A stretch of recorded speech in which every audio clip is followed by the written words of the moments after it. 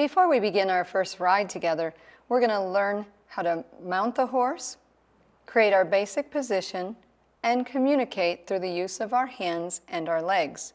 We'll also look at the start of developing our seat. All of these things are very important, and I recommend them highly before you even begin any part of our Learn to Ride, Learn to Train, or Learn to Challenge program. I always ask my riders to begin by doing what is kind of a funny little squat here, but it's important that we do this before we get on the horse. Erin, if you'll go ahead and squat with me. We do this so that we can understand the importance of this straight line, ear, shoulder, hip to heel. If you haven't done this before, it's very helpful once you're in the saddle to understand that we don't want to lean forward, which would put us more on our toes, and or lean back.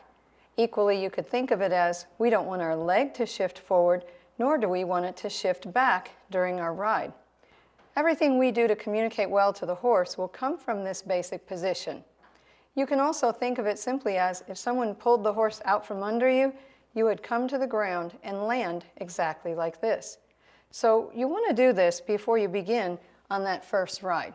Erin, we can go ahead and stand up, and Erin's going to be mounting the horse just like I learned many years ago in my 4-H basics. We were actually taught and instructed to do this as part of our judged events in Western horsemanship. It's a safe, kind of age-old practice some people find a little difficult, but we'll go ahead and show this method, and then I'll kind of help you with methods that I see commonly around. But this would be my preferred method for safety and also for the health of the horse. We want to do what's best for the horse as well as what we want to keep our bodies safe. All right, so Erin's going to go ahead and putting both reins over her neck and then reaching to the mane. She's going to hold it much like you would call it an ice cream cone. She'll continue to hold the mane throughout the mounting process. She stands shoulder to shoulder with the horse, places her left foot up into the stirrup bar, and then with the ball of her foot only, she's going to take a little hop to create some upward movement, and then bring herself up very centered and light. So when she came up, you could see that she was right here in the middle of the saddle, and she didn't do anything to put any stress or strain either forward or back as she mounted the horse. She also wants to be sure she sits lightly in the saddle and that her right leg definitely clears the horse's back and doesn't drag in any way, which might startle the horse and make it want to move forward.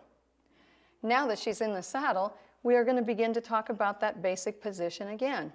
If you look at her, we're going to point out that her ear to her shoulder, to her hip, to her heel will stay in nice alignment throughout her ride. I also like to then say her leg needs to maintain that position where I could place my hand between her calf muscle and the horse. We learned that everything we do from our knee downward is purely for communication, and we should never rely on this part of our leg for any kind of security or support. The basic position also makes it where we want to be deep in our saddle, engaged in our seat. Our seat can take on many kinds of pressure to the horse. We know that horses move away from pressure. We're learning that every day that we ride. Even our seat can communicate things through the pressure that we put to it.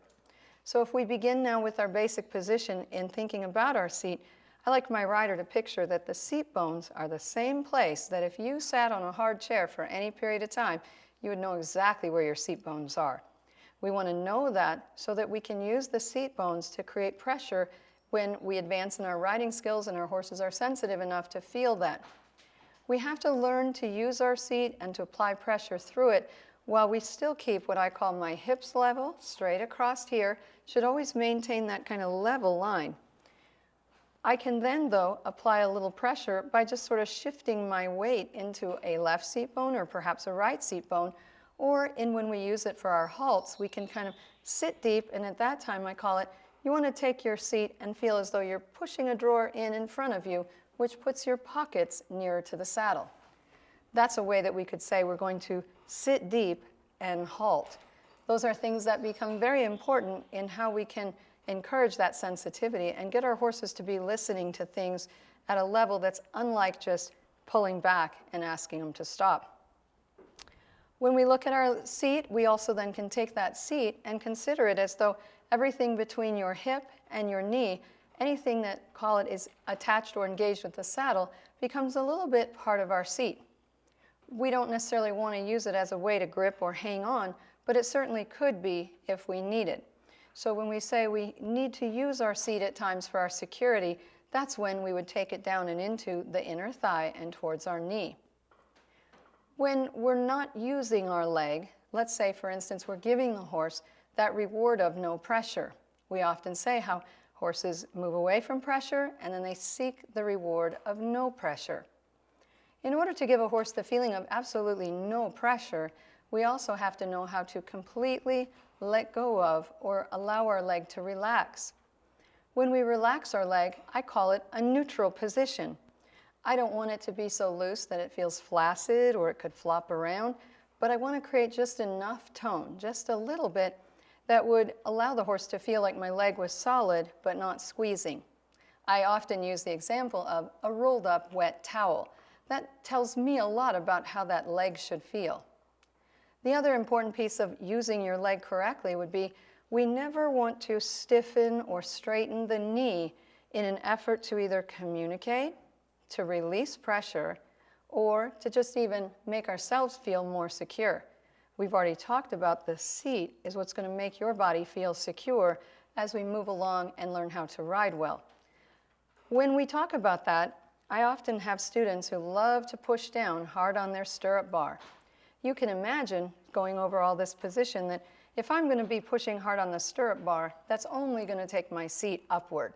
We know that we want the seat to stay deep and engaged. Therefore, I like to use the example. If I put my fingers underneath this young lady's foot, she would want to hold her foot in its proper position, which is, of course, the ball of the foot only in the stirrup, and the heel goes down.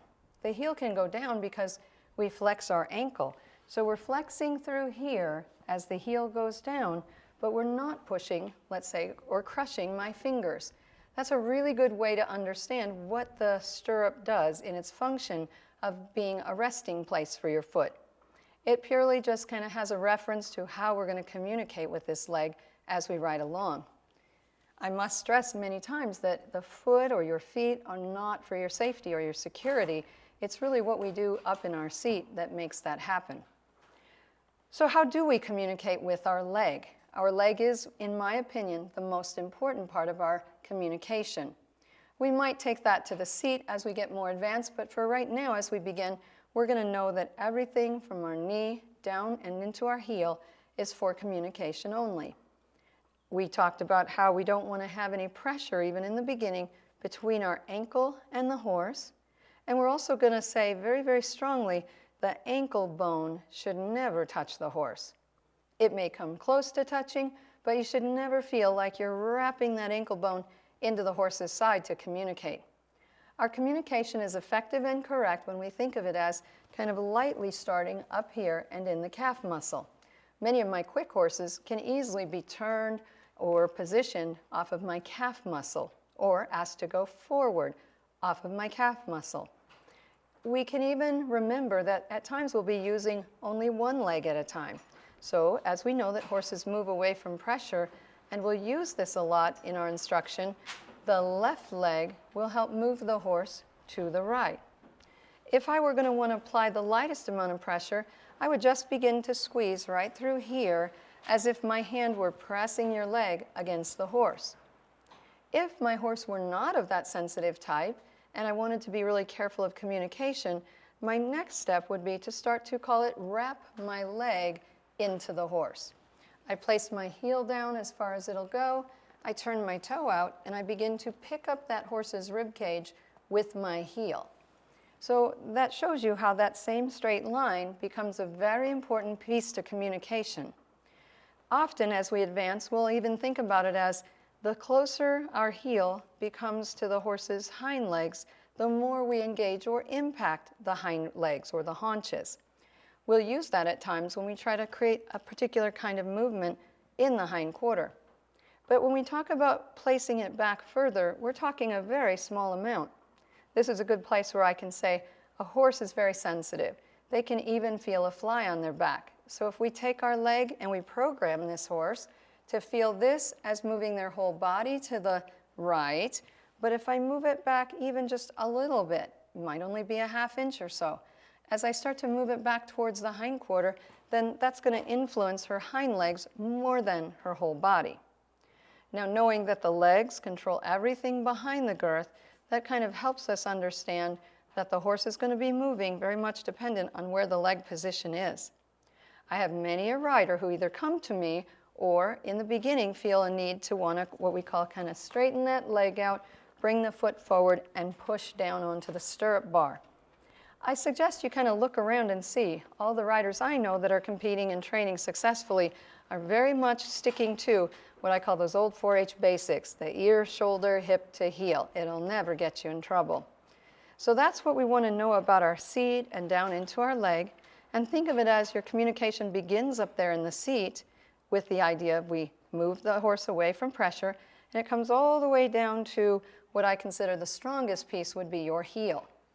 Now, sometimes we have horses that require a really strong leg.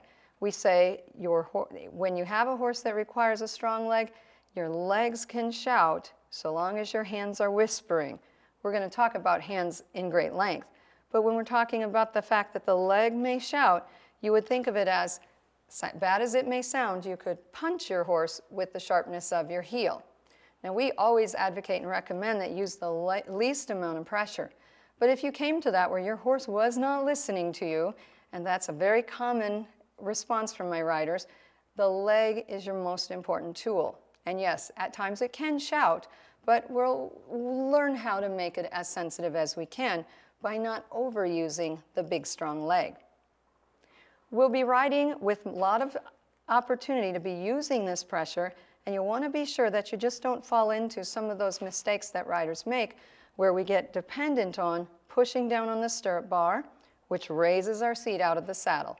You want to start to sit deep in your saddle and make sure that you let your seat bones be engaged.